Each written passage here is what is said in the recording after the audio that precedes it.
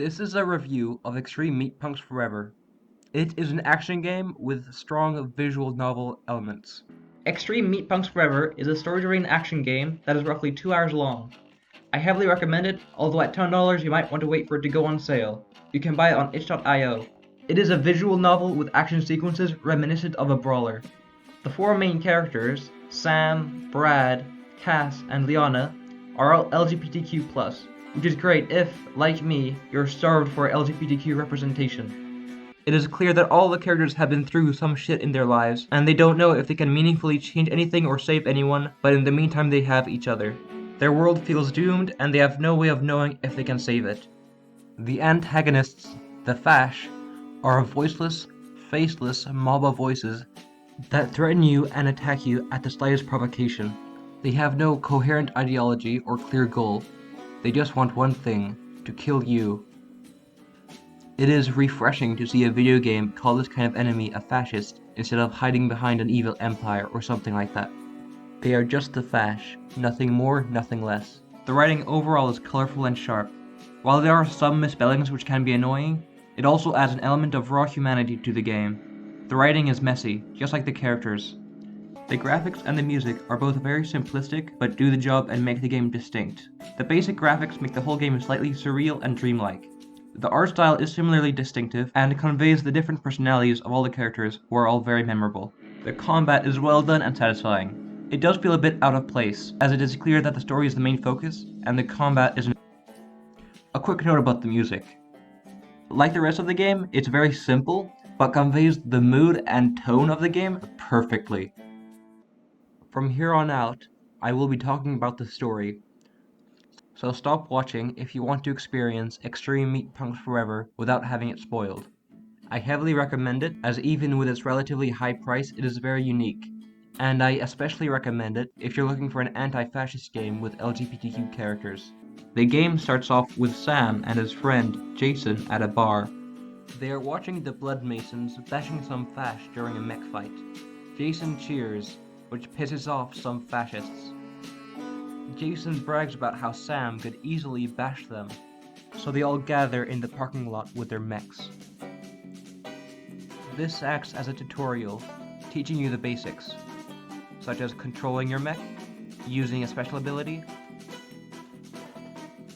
and how to win by bashing the fash off a nearby cliff. After you win, Sam and Jason have to run from the cops, who, as always, are on the side of the fascists. Sam almost manages to tell Jason about his feelings for him, but can't quite bring himself to do it. They promise to keep in touch and go their separate ways. Sam decides to head out to the nearest town. We skip ahead of him and meet Cass and Liana, who are making a meat punk group, an anti-fascist punk group that use mechs to bash the fash. During their first meeting, they meet Brad and Sam. Sam clearly has a history with Liana, but they set aside their differences for the moment and beat up some fash who have gathered outside. After they bash some fash, they have to leave the town as they beat up the sheriff's son. They decide to head for Hopeville, where they've heard that there is a meat punk group. On the way, they stop for supplies and meet Emily, the existential storekeeper. You also meet Ed, the sun cultist, and can choose if he goes with you or not. I suggest you do, as he has some funny dialogue. There are some fash blocking your way, so naturally you bash them. The next day you meet a mysterious figure who calls you a fool for having hope. The next day you meet a doppelganger. And if you picked Sam, a gay guy, you can decide if you want to make out with him, which leads to sex. If you choose this, he won't fight you, since it would be awkward to beat up someone you just had sex with. After finding dozens of fash corpses on an empty field, you meet June, the leader of a local meat punk chapter. She takes you to Hopeville, where you hook up with some more meat punks.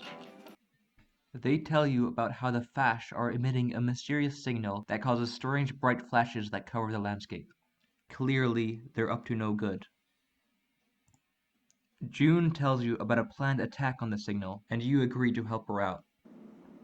You then fight your way up the mountain, and meet the strange figure who had told you that you were foolish for having hope. He explains that the world is falling apart, and in order to fix it, he needs to bring back the stolen sun, which will destroy the nation and bring about a police state to bring order to the chaos. He tells you that there is nothing you can do to stop him, and you might as well just give up. Instead, you throw him off a cliff. Since he's the final boss of the game, you have to throw him off the cliff 5 times to finally kill him. For a final boss, he's a decent challenge, but in the end you defeat him. Interestingly, if you lose to him, you call in a different character instead of simply restarting. You finally defeat him, and he slumps over, dead. But it doesn't matter. The stolen sun re-enters the world, destroying Hopeville. June and her meat punks are inconsolable with grief, and tell you to fuck off. You and the crew decide to find out who is behind all of this, and vow to stop them. They decide to join up with the Blood Masons, deep within the Rosarks. The game then ends on a cliffhanger, with Sam meeting a mysterious figure in his dream, and with the promise of Season 2 coming out soon. My main issue with the game is that the combat is very simple. When more seasons come out, I feel like it would get repetitive very quickly. Apart from that, and its brief length, I couldn't find any flaws with the game, and you should definitely check it out on itch.io. While I wouldn't normally recommend such a short game for $10, considering how unique it is, you should check it out. Thanks for watching. Make sure to like, subscribe, make sure to stay tuned for the next episode of this channel, which will be the first Halloween episode of this channel. Spooky.